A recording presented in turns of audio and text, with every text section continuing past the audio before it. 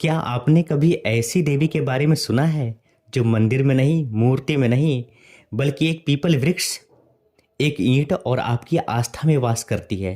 कहते हैं जो लोग यहाँ आते हैं वो कभी खाली नहीं जाते हैं। आज मैं आपको ले चल रहा हूँ झारखंड के साहेबगंज में स्थित एक ऐसे स्थान पर जिसका नाम है रक्षी स्थान, जहाँ देवी आज भी बोलती नहीं पर सुनती जरूर है। रक्षी स्थान कहाँ है? यह साहेबगंज जिला राजमहल की पहाड़ियों की गोद में बसा हुआ, जहाँ गंगा की हवाओं में आज भी इतिहास सांसें लेता है।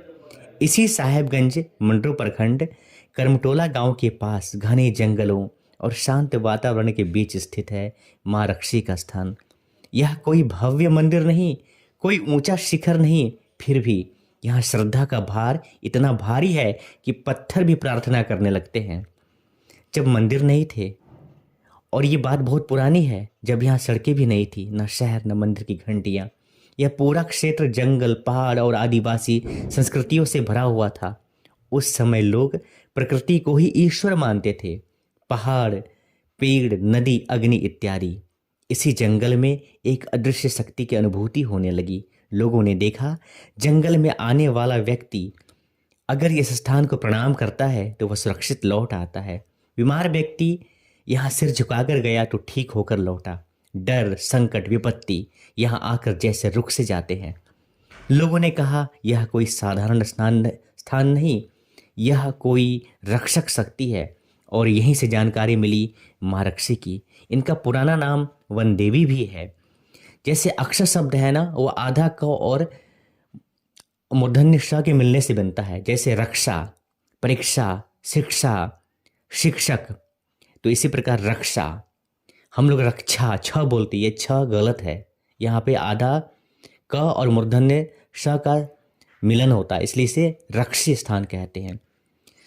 तो लोक मान्यताओं के अनुसार रक्षी शब्द का अर्थ है रक्षा करने वाली, बच्चों की रक्षा करने वाली माँ, जंगल से गुजरने वालों की रक्षा करने वाली माँ, रोग और भय से, संकट से रक्षा करने वाली माँ, इसलिए उन्हें कहा गया माँ रक्षी।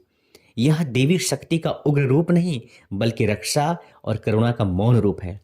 अब इतिहास के पन्नों में चलते हैं। सन 1819 में अंग्रेज अधिकारी सदरलैंड जब इस क्षेत्र का सर्वे कर रहे थे तो उन्होंने अपनी रिपोर्ट में लिखा और इस स्थान का विशेष जिक्र किया है। उन्होंने लिखा है, यह स्थान स्थानीय लोगों में अत्यधिक पूजनीय है और लोग इसे संकट निवारण का केंद्र मानते हैं। सोचिए, जिस स्थान को अंग्रेजों ने भी नज़रअंदाज नहीं किया, उसकी शक्ति कितनी गहरी होगी। पीपल का वृक्ष और ईंटों की परंपरा। आज भी अगर आप रक्षी स्थान जाएंगे तो पाएंगे, ऐसा देखेंगे कि एक पुराना पीपल का वृक्ष जिस पर लाल कपड़े में लिपटी हुई छोटी छोटी ईंटें बंधी हुई हैं, और हर एक ईंट की अपनी एक अलग कहानी है। किसी ने नौकरी मांगी, किसी ने संतान, किसी ने बीमारी से मुक्ति, तो किसी ने घर की शांति। लोग मानते हैं जब मनोकामना पूर्ण होती है तो माँ खुद संदेश देती है और फिर भक्त वापस आकर कृतज्ञता के साथ माँ को प्रणाम करता है। यहाँ की पूजा सरल, सच्ची और मौन से भरी होती है। यहाँ कोई बड़ा विधान नहीं, कोई भारी मंत्र नहीं, बस सच्चा मन, सच्ची भावना और श्रद्धा। मंगलवार और शनिवार को यहाँ विशेष भीड़ होती है। कुछ लोग मनोकामना पूरी होने पर बलि भी चढ़ाते हैं।